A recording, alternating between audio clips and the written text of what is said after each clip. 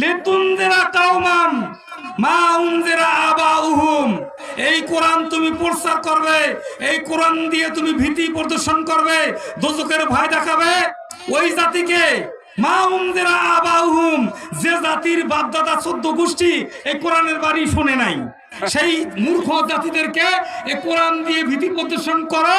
এই জন্য আমি ওই বিজ্ঞানময় কোরআনের শপথ করে বলছি, তুমি একজন আসল নেতা।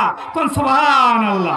এই নেতৃত্ব আমরা দুনিয়ার বাসী যারা মেনে নেবে তারা জান্নাতি হবে, তারা নবীর উম্মত হবে।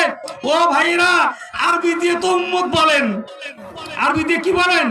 আমরা কার উম্মত? রাসূলের, বিশ্বনবী মুহাম্মদ সাল্লাল্লাহু আলাইহি ওয়াসাল্লামের উম্মত। উম্মতের খাতায় কি নাম আছে?